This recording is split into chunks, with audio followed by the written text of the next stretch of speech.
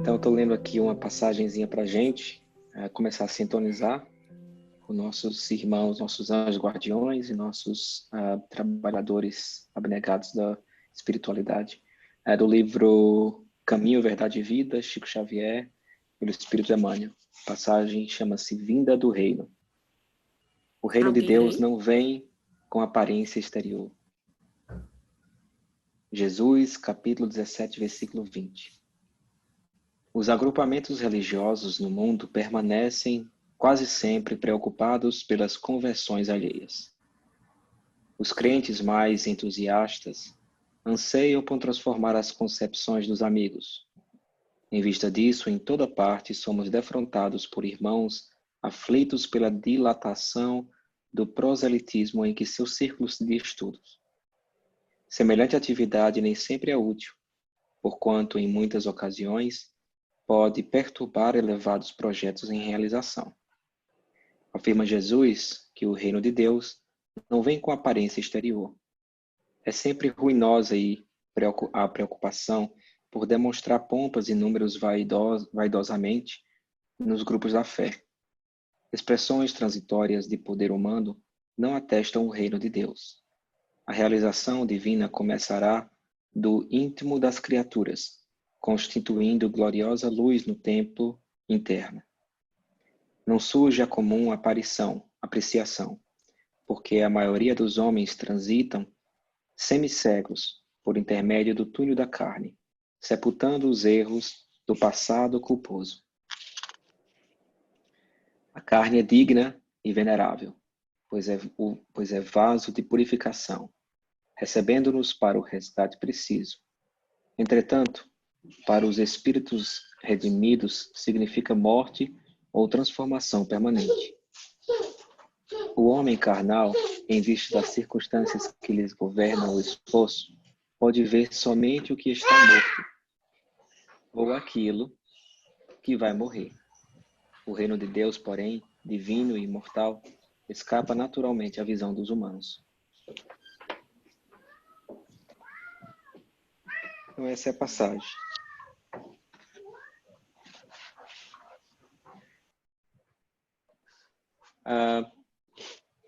Vamos guardar só mais alguns minutos para a gente poder ter o seu Vandir conosco. Vou mandar um e-mail para ele, ver se ele consegue receber esse e-mail, mas eu acho que ainda falta um minutinho para começar o nosso horário, né? Se vocês quiserem já ir anotando, fazendo as perguntas, né, aqui no grupo, ficaria de bom grado para todo mundo, eu acho, né, para que a gente possa. A minha pergunta é mais no final, então mesmo que a gente faça a ordem das perguntas aqui, a gente pode tentar acompanhar. Digitar.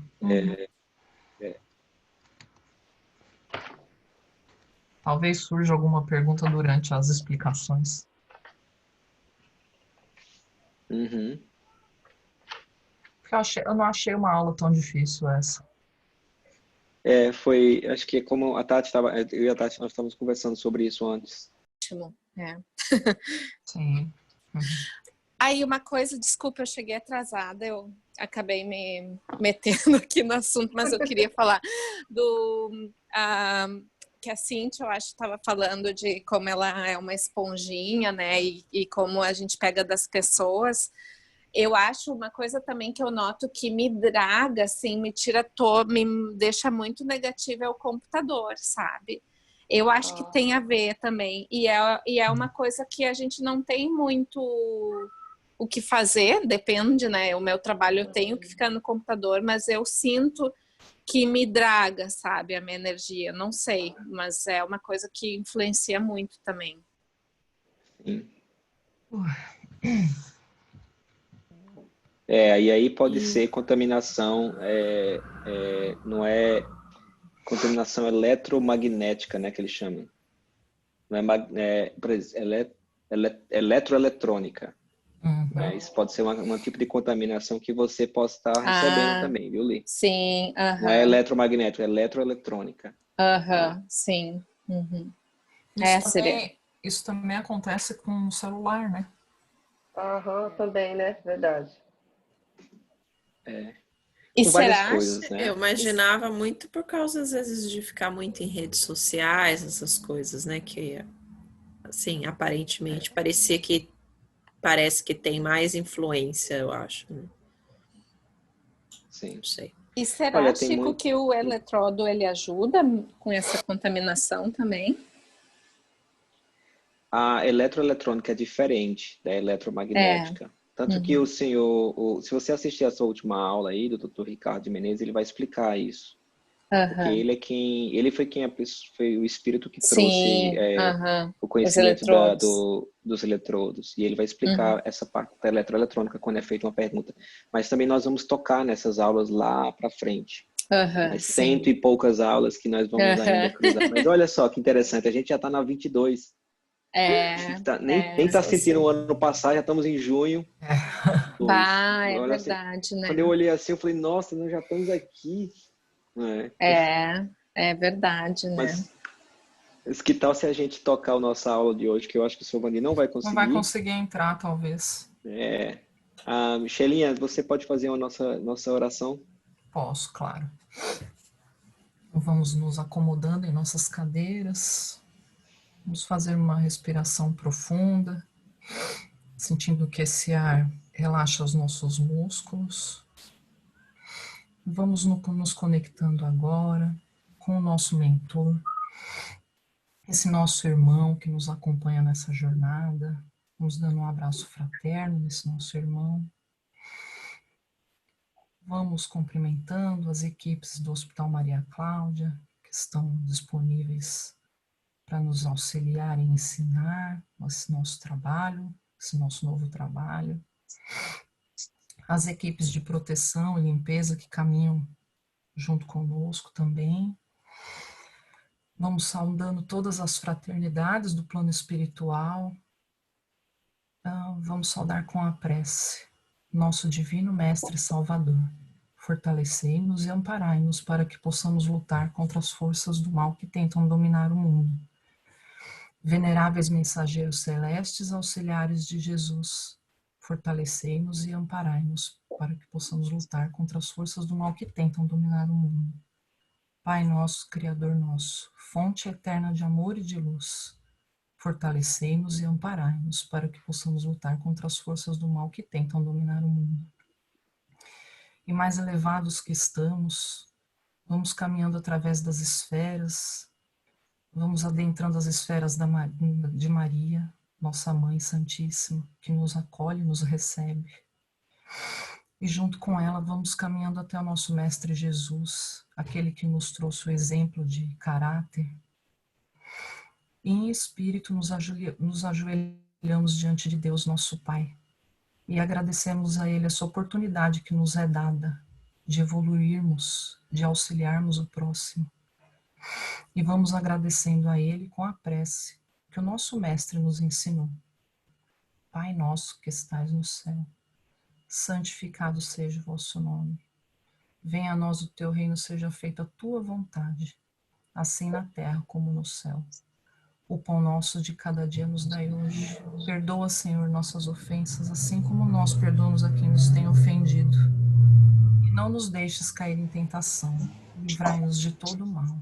Que assim seja. E vamos dando por iniciadas as nossas atividades de hoje. Graças a Deus. Assim seja. Amém. Deixa eu falar uma coisa, assim. Você perguntou, eu sinto que depois dos nossos estudos, eu sinto assim, que eu tô bem mexida no meu. Acho que assim, a gente vai precisar bastante, eu falo por mim, eu vou precisar bastante ajuda espiritual, assim, dos médicos. Eu tô sentindo que, assim, sabe quando. Como que eu posso falar? Meio que bagunçou meu pensamento. Não que bagunçou, mas a gente começou a subir uma escada que agora não tem volta. Eu preciso de auxílio para continuar subindo. Certo. Isso é depois de cada aula que a gente assiste, que você está participando, Tati? Não, na minha vida, tudo os Tá. pensamentos, tudo, sabe? tipo assim, você quer organizar a sua vida de acordo com tudo que você está aprendendo. Então, Sim, vamos fazer um coaching de repente depois, né? E aí a gente pode conversar a respeito. Se outras, eu faço às vezes isso também com a Cíntia. A Cíntia às vezes me manda mensagem, né? Sim. E a gente vai conversando. Então a gente faz sempre um coaching. Então se você precisar, eu tô aqui. A gente vamos fazer o coaching então para a gente conversando, tá? Seu Vandir apareceu. Estamos aqui. Ah, ele nos Bom ouve. dia, seu Vandir. bom Estou me dia. organizando, estou Bom me dia. organizando. Bom dia.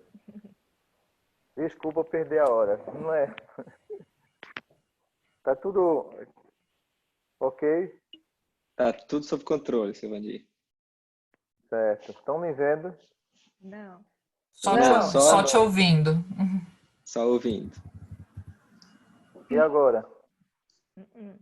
Ainda não. E o que é que eu faço aqui para vocês me verem? Olha, a gente vê uma imagem. Pede auxílio. Ah, Agora. foi. É a foto, né?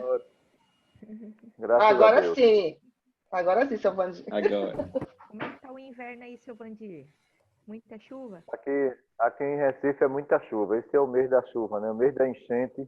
É Aham. muita água aqui, né? O inverno daqui, ele tá mais assim na parte da noite. Durante o dia, muito sol. O seu Vandir, eu já peguei uma enchente aí que a minha rua, eu parecia que eu morava em Veneza. Verdade, gente. Foi Morava ontem, na foi Ulisses ontem, a sua Montarroz rua. aí. A Ulisses Foi essa rua Montarroz. ontem ninguém saía, viu? Ontem. Não, Foi muita água. saía carro. Eu tenho foto da rua, parecia que eu morava em Veneza. É porque ali está abaixo do nível do mar, né? Quando chove, não tem Ah, pra onde tá. escoar a água. Então tá bom. Seu Vandir, a gente fez um breve anúncio ali no comecinho sobre a Yane, nossa coordenadora internacional. E aí eu parei por aí. Se eu tenho mais algum anúncio que eu gostaria, ou a gente entra logo no tema de hoje? O que eu quero dizer Viane, é agradecer a Deus por ter enviado essa jovem para aqui.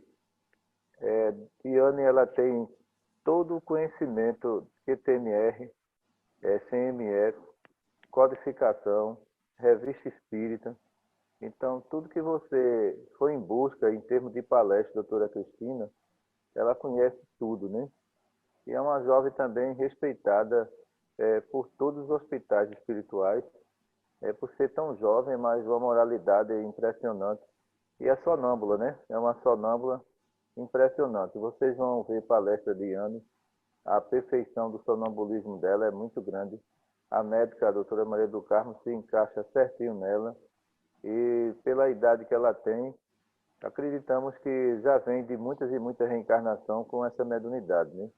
Porque é muito jovem, mas é uma jovem guerreira. Então, está aqui conosco agora para somatizar, mas vem mais gente boa nessa equipe, né? Que a médica vai designar essa equipe para cuidar dos hospitais externos aí na Europa. Mas a maioria deles deve ter na faixa etária de 19 a 20 anos, né? Porque são esses médios que futuramente vai me substituir. Pronto, a gente já está preparando essa turma. Tá certo? Maravilha. Obrigada. Obrigado Nós também a agradecemos. vocês pela aceitação. Tá bom? E deu para ver na palestra assim, o respeito que a doutora Cristina tem por ela, né? O carinho, né? Deu para ver assim, o carinho que a doutora Cristina tem pela Yane, né? Tem, porque Yane, muito bonito. ela tem só 8 anos de espiritismo, né? Porque quando ela chegou com 11. Então, dentro de 8 anos, é impressionante essa visão doutrinária que ela tem. E qualquer dúvida, ela faz um comparativo do que a gente aplica e do que Kardec estudou, né? Junta as duas coisas e casa certinho. Então, ela é muito boa em termos de pesquisa também doutrinária, né? E posicionamento também, os posicionamentos de Yane, a maioria deles, todos eles, é dentro da codificação e dos cursos dados aqui dentro. Vamos ao tema hoje? Vamos.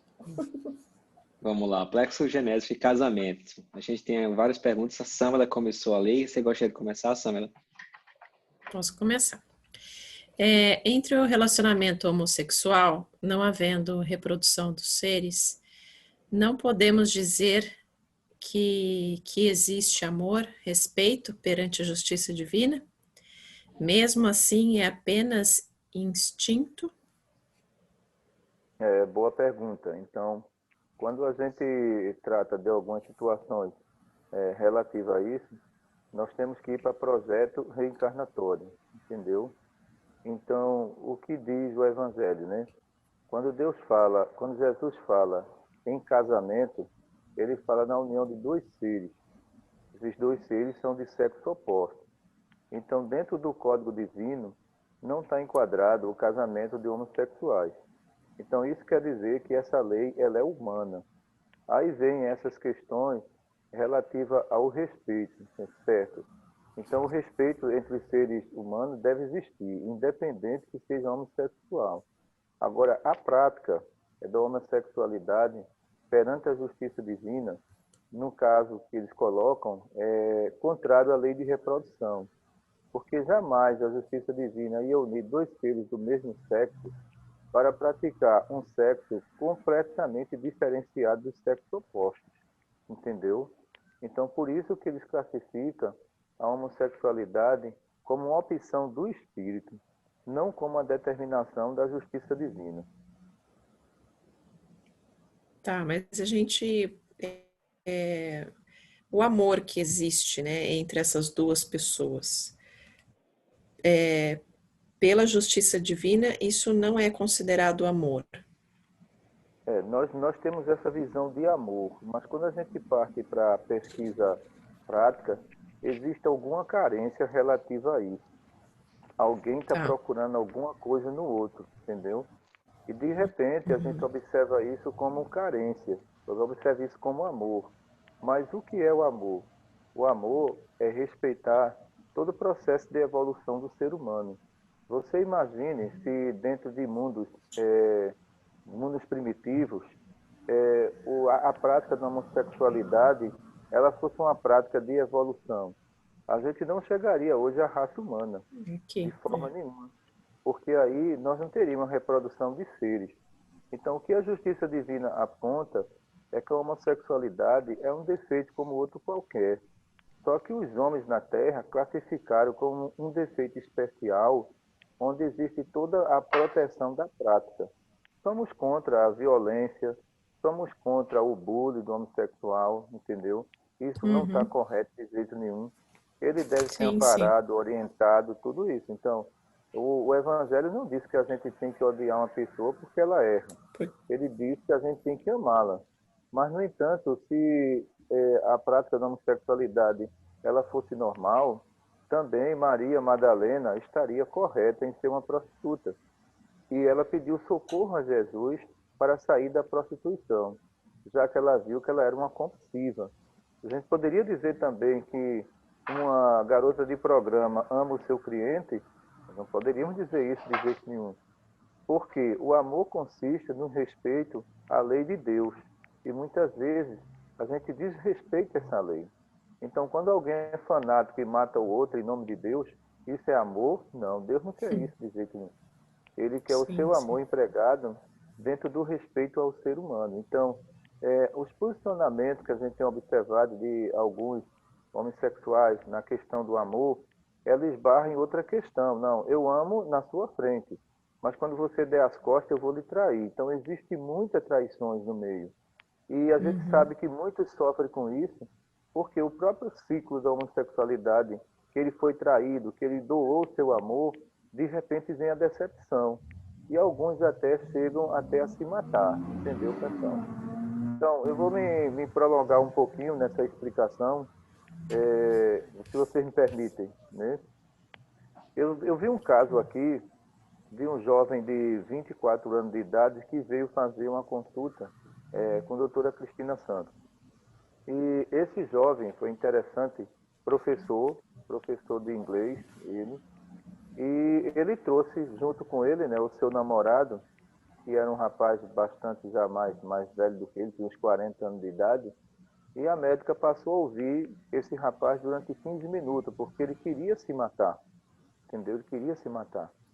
E foi interessante que a história dele foi muito triste.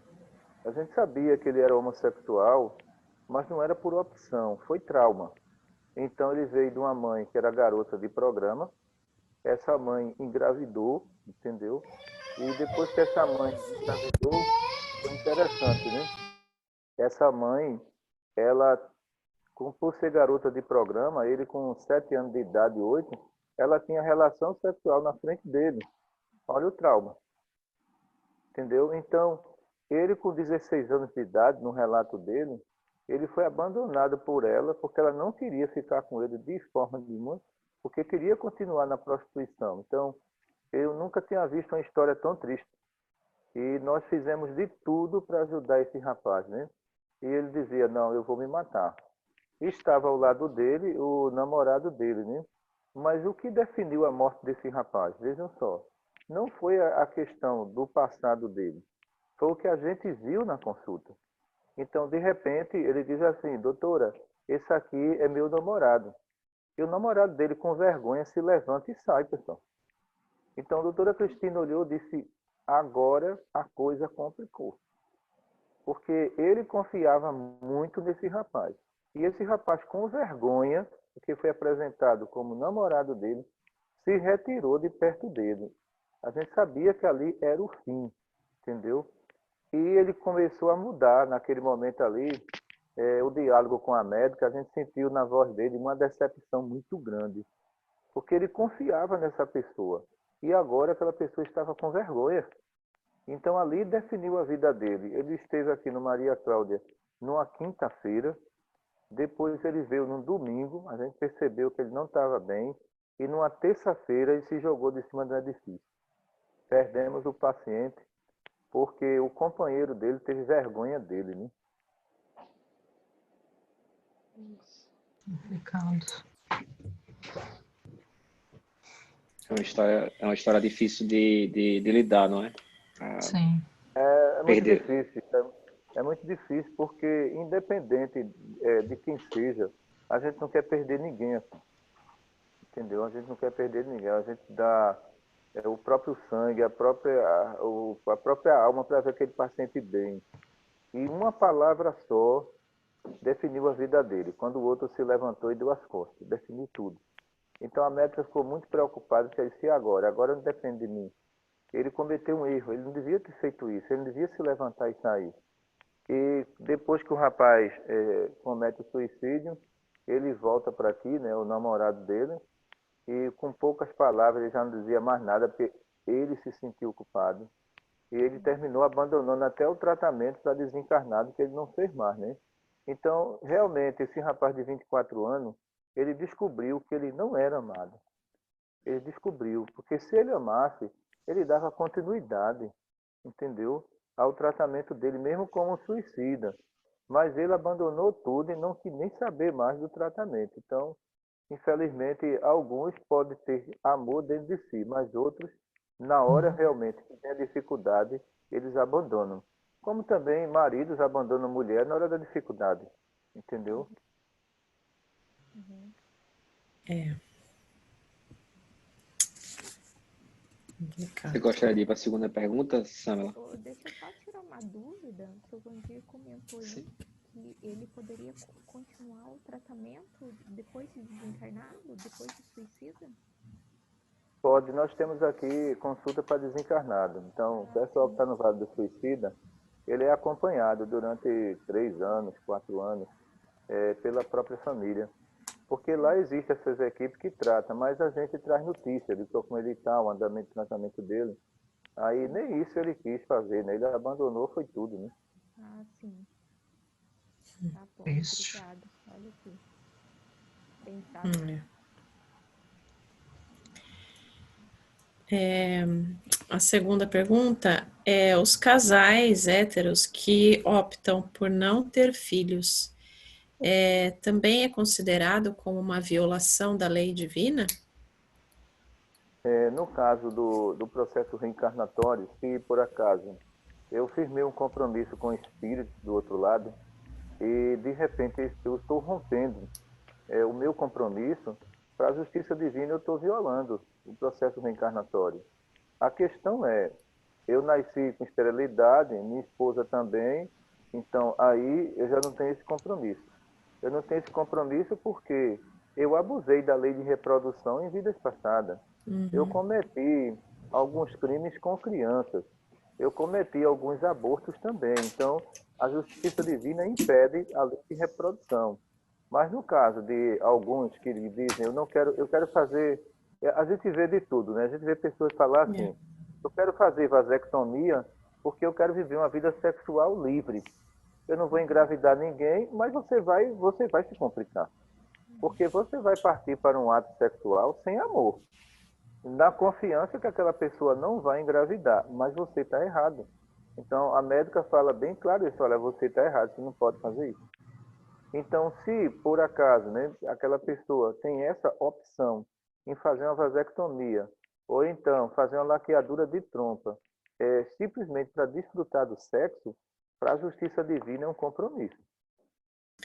Assim, não, eu falo casal mesmo, assim, que são casados e de repente, porque eu tenho até uma prima, né, que ela optou por não ter filho, né? Mas às vezes fica meio confuso, né?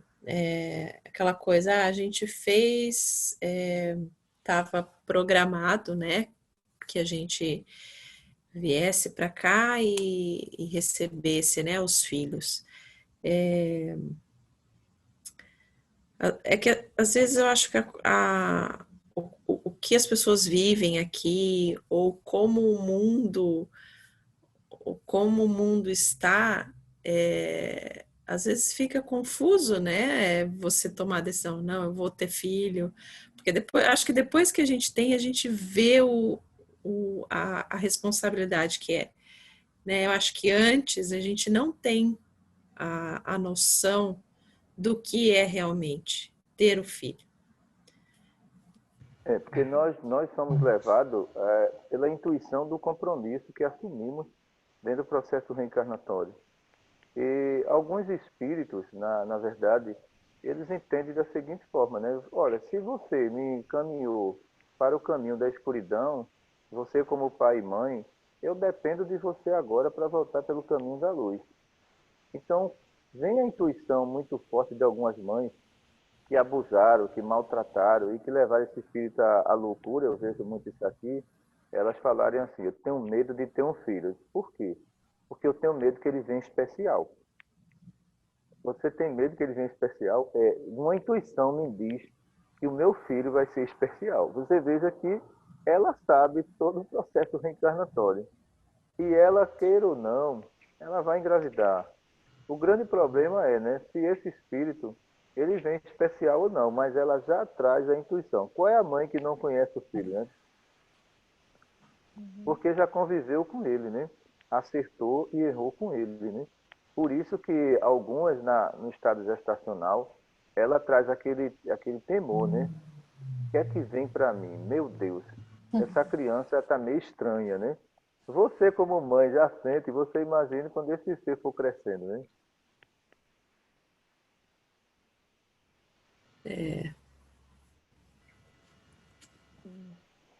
E aí temos a terceira pergunta, Samila, parecida com a anterior. Quer fazer? Não, acho que não. Tá ok, dá para não. Tá, não deixa dúvida não. Quando tiver, se Não, voltar, não, você fala. não tá, não. Tá. Só com relação a essa intuição, né? Que às vezes, essa intuição que o Silvandir disse, né? Mas às vezes é difícil de separar ou saber qual que é a intuição boa e qual que é a intuição ruim. Dentro dessa pergunta que a Samela fez, porque é uma dúvida minha também, será que às vezes, porque tem casal que ele não tem vontade de ter filho, não é assim uma coisa que ele pensa. Ele simplesmente não pensa. Será que na programação reencarnatória era para ele não ter filho? Não, eles quando pensam dessa forma, é porque sabe a bronca que vem, né? Ele sabe que a dificuldade psicológica do espírito vai ser muito grande. E Uhum, pode atrapalhar as finanças, pode atrapalhar o casamento, pode atrapalhar tudo, né? Porque uhum, tem espírito, quando ele reencarna, ele vem feito uma avalanche, né? Ele vem destruindo tudo. Então, tudo aquilo que você construiu, ele vai destruir. Agora, por quê? Porque não houve ali a lei de amor, né? Então, por isso que alguns temem e têm essa intuição. Firmou compromisso do outro lado em resgatá-lo, e quando chega aqui é complicado. A mesma coisa é interessante, né, no encontro desses casais, né, quando estão namorando, né? Então, eles tentam se separar e não conseguem, né? Uhum. Eles brigam constantemente, estão sempre unidos, né? Então é como diz assim, olha, vem cá, vocês têm um compromisso lá em cima. Por mais que vocês briguem, mas vão se amar. E uhum, terminam se casando e depois alguns dizem assim, eu me arrependi de ter casado com você, porque a minha intuição dizia que você era assim. Quer dizer, os dois já conviviam do outro lado. Então, quando estão dentro de um lar, o que que acontece, né? Eles começam a se conhecer. Mas a porta da reencarnação, ela foi aberta, aquela criança já nasceu.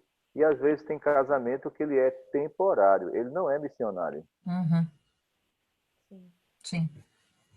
Tem a questão também da parte psicológica, né, seu Vandir? Quando uma pessoa tem uma experiência muito ruim com pai ou mãe, sofreu muito. Eu conheço uma pessoa, por exemplo, aqui na Austrália, que ela teve uma experiência terrível com a mãe dela. E ela decidiu que, por conta disso, ela disse, não, eu não quero ter filhos. Não é? Não, pode, Afet- pode ocorrer também, pode. Percebemos isso principalmente nas mulheres que foram muito maltratadas pelos pais, pelo pai, né? Então, geralmente, elas têm medo de casamento, porque ela vai ver no marido a mesma referência que ela viu no pai, e algumas temem. Então, aí é trauma, a gente tem que respeitar, né? Cíntia, eu sei que você está para ir para o É, trabalho. Você quer fazer a nossa, sua pergunta? tinha até esquecido do meu horário. Eu vou. Obrigada, Francisco. Seu Vandir, a respeito do que o senhor falou, né, do casamento temporário, né? Quando os filhos, né, no caso do casamento temporário, é, aí tem um relacionamento com o padrasto ou com a madrasta, né? Essa ligação seria com, no meu caso, eu posso citar do meu caso. No meu primeiro casamento, eu tive minha filha.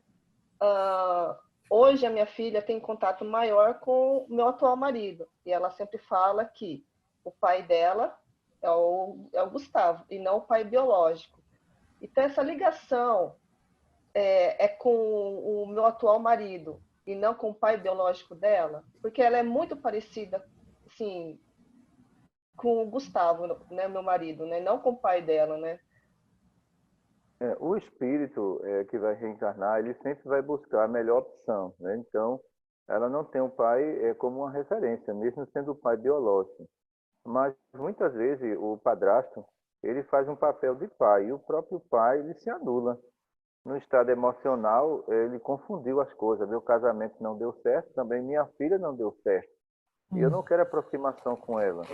E aquele espírito, ele tem a opção, sim, de escolher aquele padrasto ali como novo pai dentro do processo de evolução.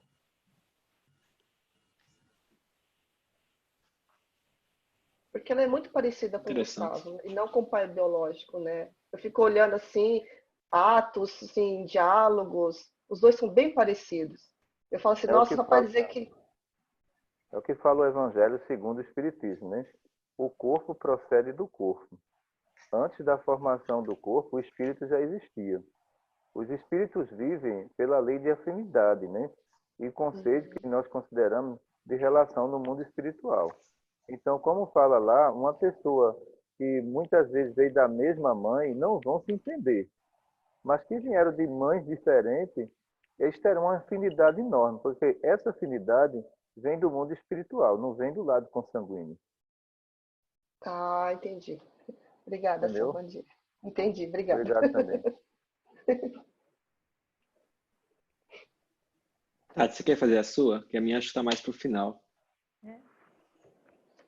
Então, seu Vandir, foi falado sobre o casamento em que o homem fica impotente, em caso que tem câncer no pênis, né?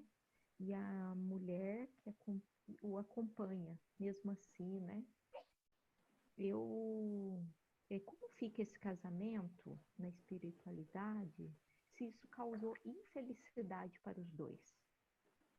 O que nós, o homem também, mas os dois, assim, foram infelizes. O que nós classificamos como complemento de um casamento, a relação sexual é um complemento disso, para a espiritualidade não. O compromisso é com o ser humano, não é com a relação sexual. E eu vejo muitas mulheres aqui muito corajosas, né?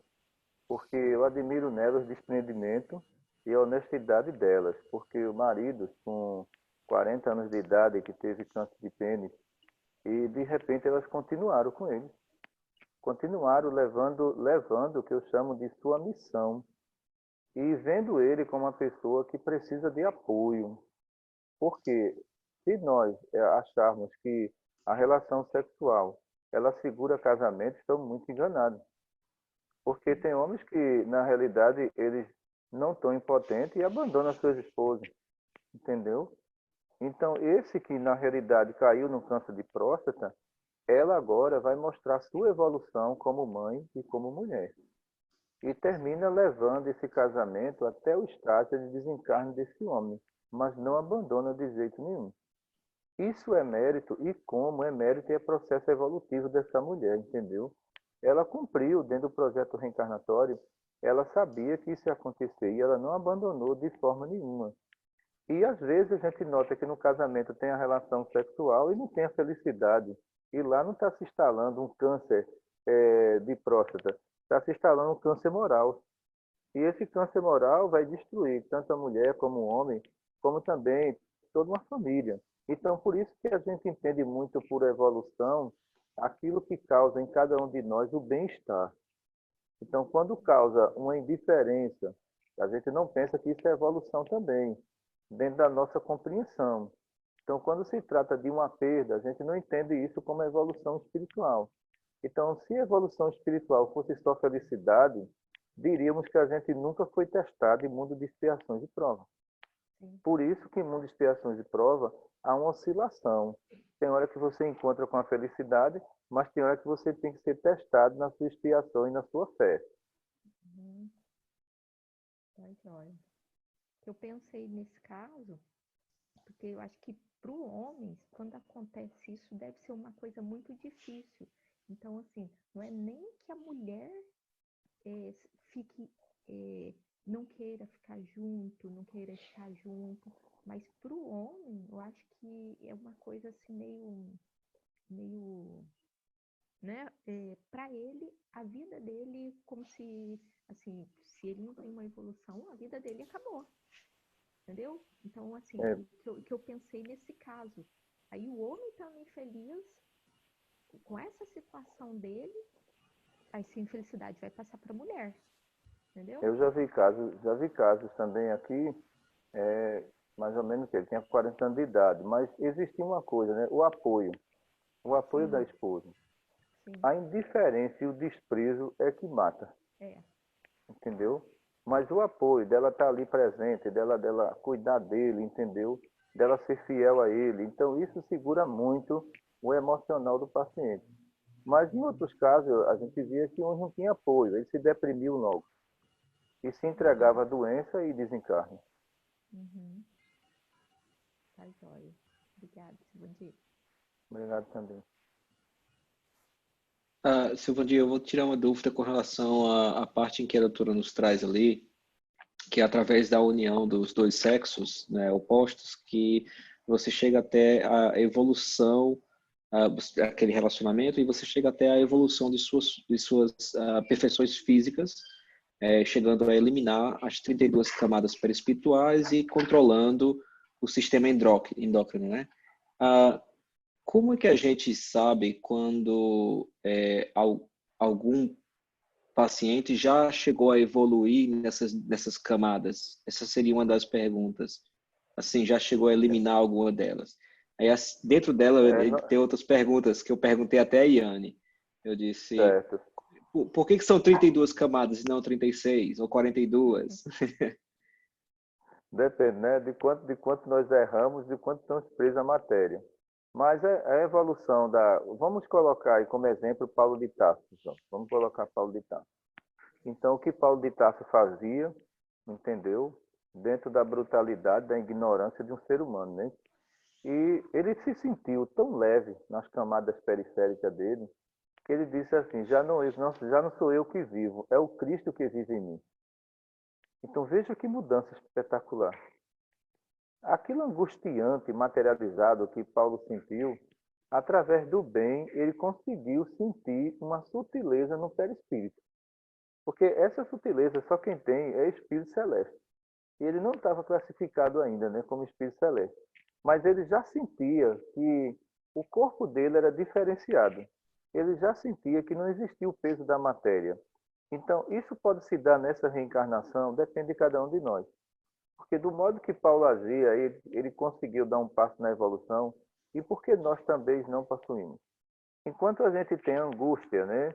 A angústia, o orgulho, a vaidade e todo tipo de doença física, essa camada predomina, entendeu? Enquanto que Paulo, ele sentia tão leve, né? E também nos relatos que a gente observa, as viagens de Paulo e os quilômetros que ele andava não era normal.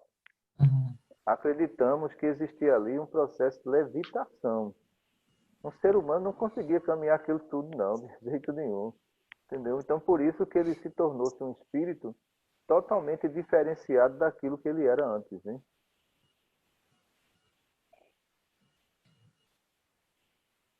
É verdade. Eu acho também então, quer dizer que nós temos condições, né, de evoluirmos essas camadas. Mas quantas vezes for necessário, nós teremos que vir para nos sentir como um Paulo e falar, já não sou eu que vivo, é Jesus que vive em mim. Vê que frase bonita, né? Então, vai ser quantas vezes for possível. A gente via isso em Chico Xavier, pessoal. Chico comia uma maçã de 6 horas da manhã e até 10 horas da noite atendendo. Então, camada periférica dele totalmente sutil, né? A gente via isso em Irmã Dulce também, em Madre Teresa de Calcutá, e um dia nós chegaremos a esse estágio também. Eu acho também que Paulo é até é bem o que o Chico falou, é um exemplo que é possível, só falta a gente ter disciplina e força, né?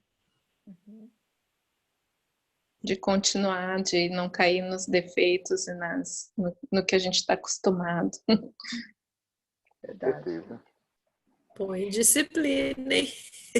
Com disciplina. A gente vai chegar lá. Eu estou olhando para 6 pessoas que podem chegar lá. Orai e vigiai. Orai e vigiai. Liz, você gostaria de fazer sua pergunta? Eu? Tem aqui, Lília. Tá. Não, sim, eu não sabia que já estava no final. Não, a minha pergunta também é em relação ao casamento temporário.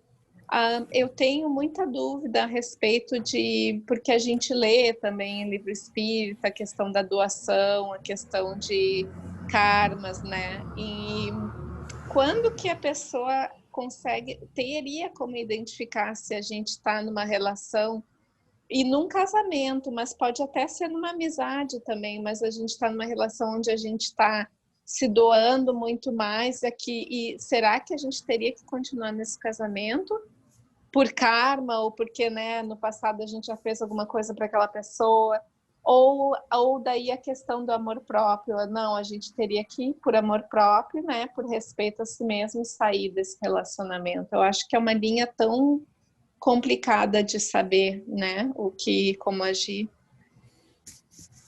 No ponto de vista da espiritualidade superior, o casamento, na realidade, um tem que corresponder ao outro. Não é um compromisso entre ambas as pessoas. Quando há um rompimento desse compromisso, esse casamento terá um destino. E o destino não pode ser a violência verbal e muito menos a violência física. Então, um dos dois vai ter que se decidir e procurar o processo de evolução. Algumas linhas espíritas, os espíritos não concordam quando diz que aquela mulher ela tem que ser espancada, aquela mulher tem que permanecer na relação porque é expiação e prova. Olha, ninguém pode ter uma expiação e prova subjugando o outro e humilhando o outro. Nós estamos vivendo uma expiação e prova com as nossas dificuldades. Mas quando você parte para a submissão e o maus-trato humano, isso é dívida. E alguém vai ter que se salvar. E se não houver essa decisão, isso vai chegar a um homicídio. Não seria pior? Então, por isso que os espíritos, eles recomendam, né? Perder o respeito conjugal, o casamento e a quebra reencarnatória do processo conjugal deixou de existir. Então, que cada um divida seus bens materiais, mas o prejuízo moral foi imenso. E outra coisa que a gente vê muito, né? Aquele pai alcoólatra que bate na mãe e os filhos assistindo tudo isso. Então, tem mães corajosas que dizem, eu não quero isso para meus filhos. Então, você tome seu destino, mas eu vou cuidar dos meus filhos. Porque são mulheres que tentaram anos e anos e anos tirar aquele marido daquela condição e eles não querem, entendeu? Então, quando André Luiz diz assim, olha, é falta de caridade ajudar quem não quer ser ajudado. André Luiz fala isso nas suas obras. E André tem toda a razão. Nós queremos ajudar aquela pessoa, queremos o bem dela, mas ela não quer, é a condição dela. E muitas vezes você vai ter que salvar a sua família e aquela pessoa tomar o destino dela. É verdade. Até porque, né, eu acho que a primeira pessoa que a gente tem que amar é a gente mesmo, né? Justamente, correto. Eu acho também estarmos bem para depois conseguir ajudar os outros, Exato, né? exato. E tiveram mulheres que, infelizmente, tiveram um casamento infeliz, mas depois tiveram outra opção de casar de novo e foram felizes. Então, por isso que na Terra nós vivemos de tomar decisões. Talvez o medo de não decidir um destino torne você escrava do seu próprio sofrimento, né? Até na aula, a doutora Maria Cristina fala que Deus não quer que a gente fique infeliz e que a gente sofra. Deus quer que a gente busque a felicidade, né? De forma nenhuma. Aí a gente nota que vocês mulheres têm muita paciência no casamento, né? Parabéns pra vocês. Não demais. Pelos casos que a gente vê aqui, a gente atende por ano mais de 30 mil pessoas. A gente atende mais de 30 mil pessoas por ano. E a gente vê que, meu Deus, as mulheres são donas da paciência, porque esse camarada aí não tem quem aguente ele. Não é brincadeira, não. Chico, você tá gravando, né? Vamos editar aqui, ó, colocar isso lá.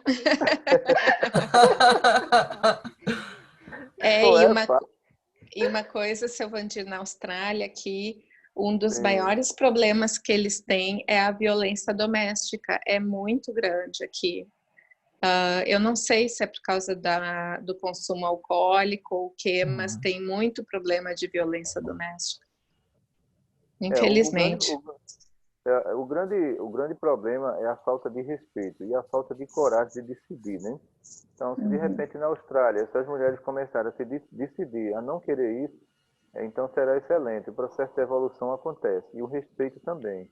Agora, quando você diz sim para a brutalidade, para a humilhação, é impressionante um negócio desse. Não tem como você se conduzir.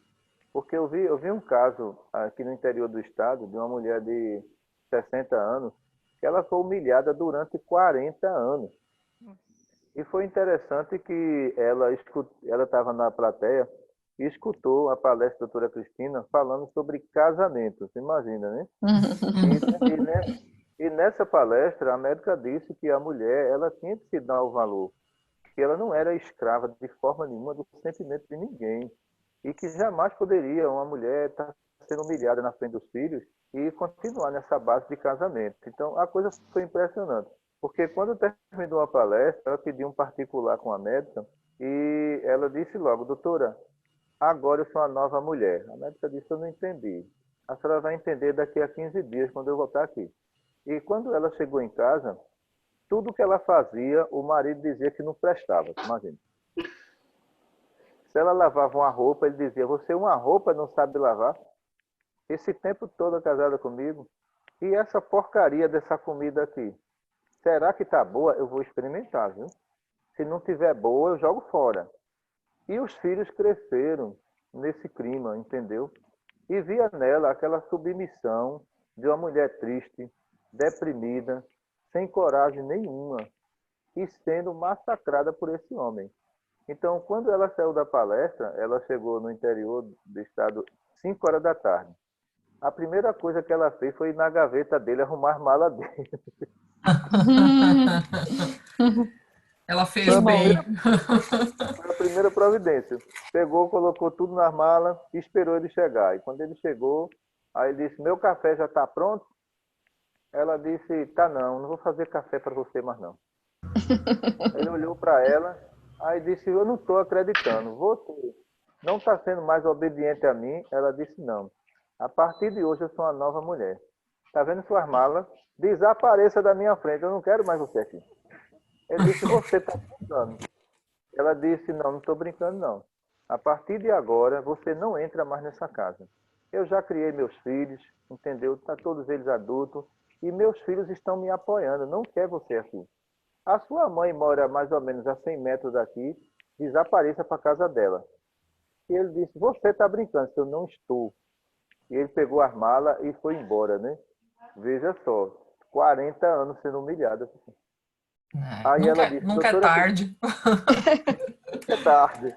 Aí a doutora Cristina, ela chegou para a doutora Cristina, foi interessante, já chegou de chapinha, batom, transformação incrível. Ela disse, doutora, muito obrigado pela sua palestra. Agora eu sou uma mulher feliz.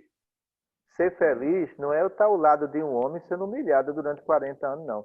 Ele foi embora e eu não quero ele nem na minha frente. Meus filhos estão aqui, olha, me apoiando. O quanto eu sou feliz. Então, a felicidade, ela às vezes tem que vir através de decisões. Sim. Exatamente. E uma coisa muito interessante também que o senhor falou no início sobre a primeira pergunta sobre o relacionamento homossexual, que no fim não era amor, era uma carência das pessoas. E eu acho também que muito relacionamento acaba sendo não um amor, é um suprimento de uma carência.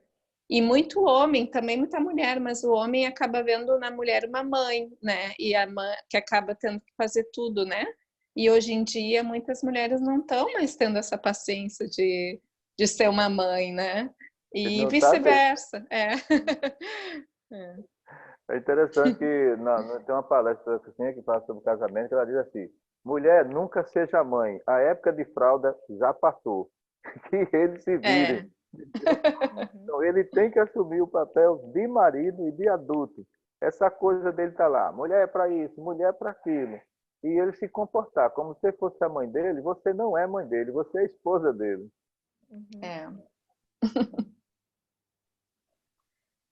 Eu acho que a gente está chegando no nosso tempo. O senhor vai ter que trabalhar ou o senhor vai ter mais um tempo com a gente? Não posso para a gente concluir. Nossa conversa está muito boa, o papo.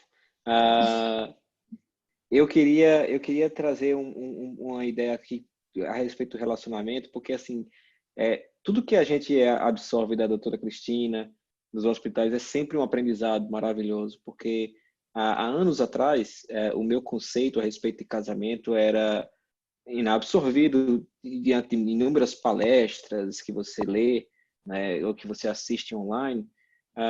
Era muito de você, não, se tem alguma coisa errada, você tem que aceitar, você tem que perdoar 7 vezes 7, né, aquela pessoa. E a Lília vai saber disso, que a gente tem algumas palestras que falavam, até mesmo do Divaldo Franco, explicando isso a respeito. E a gente absorve aquilo ali, a gente vê e fala, poxa, ok, então a gente tem que manter esse relacionamento até o último momento, né? Mas assim, é sempre um aprendizado, né, pra gente esse lado. Agora, uma das questões que eu ia perguntar, Sr. Vandir, é que assim, às vezes, realmente, dentro de um casal, a gente vê muitos acontecimentos onde o marido, às vezes, utiliza drogas né? E aí a gente pode falar desde a droga mais leve, que a gente considera leve no sentido das leis humanas, né? Que é o álcool, as drogas mais pesadas, onde pessoas utilizam maconha, por exemplo. E teve perguntas com relação a isso dentro do hospital, não é? Em que é passado para a gente, aliás, uma trabalhadora perguntou, doutora, como é que eu faço? Meu marido bebe, eu sou trabalhadora aqui, o que é que eu posso fazer? Que mecanismo eu posso utilizar para me proteger? Eu acho que essa resposta, se o senhor pudesse passar para a gente, seria de grande proveito para todo mundo que está aqui no grupo, porque todos nós nos dedicamos, nos esforçamos para eliminar esses vícios, mas os nossos parceiros ou parceiras não eliminam, não é a opção deles. Nós temos que nos proteger, não é? Olha, existe vício que é doença, a gente concorda. Você jamais pode abandonar o ser humano que ele está doente, ele tem que se tratar. Agora, existe vício que pode levar à violência doméstica, à humilhação moral. Aí a gente tem que entender que aquela pessoa às vezes bebe para lhe falar um monte de desaforo. Então, essa pessoa tem controle sobre si, ela sabe o que está fazendo. Enquanto que o outro pede socorro à esposa, à família, se esforça, ele não consegue sair do vício, são duas coisas bem diferentes. Esse aí, sim. Esse aí, ele está em busca de um tratamento. Enquanto que alguns não têm coragem de bater na mulher porque está bom, então ele vai tomar a vodka dele para depois ele voltar violento. Aí a gente percebe que essa violência pode levar ela à morte. Então, não é obrigado ela estar nesse casamento. Ela vai ter que salvar a família dela. Enquanto que o outro, a gente sabe que ele é um bom pai, ele é um bom esposo, mas ele não agride ninguém. Então, ele bebe, volta para casa, ele é escravo da bebida, entendeu? Esse a gente não pode abandonar, porque ele precisa de ajuda. E quantos aqui não deixaram de beber nessas circunstâncias? Mas o outro, ele é violento pela natureza dele mesmo. Mas ele usa a bebida como justificativa para ser violento, mas ele é violento. Então, esse casamento aí é melhor que a mulher, ela decida a sua vida, porque se ela ficar, ela perde a existência. Uhum. E nós, como trabalhadores, seu Vandir, convivendo com esses nossos parceiros que fazem uso da bebida, no caso. Às vezes não é nem um vício, mas a pessoa, sei lá, toma uma taça de vinho num jantar, alguma Mas, coisa desse tipo. no caso de vocês, aí é a individualidade, né? Você não está praticando o ato. Quem está praticando é a pessoa, certo? Então, nós temos trabalhadoras que os maridos bebem, mas eles não impedem a evolução delas. Eles permitem que ela venha para a reunião e tudo, né? Existem algumas condições de mal-estar, dor de cabeça, enjoo, às vezes, mas ela se mantém lá. Então, a gente observa o seguinte, esse marido, ele bebe, mas ele não impede a evolução dela, ele deixa. Ele não impede a religião dela, ele deixa. Então, ele sabe, muitas vezes, quando alguns me encontram, faz, seu Vandir, eu sei que eu estou errado em beber, viu, seu Vandir? Mas, olha, minha esposa está indo, tá certo? Está certo, muito obrigado. Deixa ela aí, não impeça ela aí, não.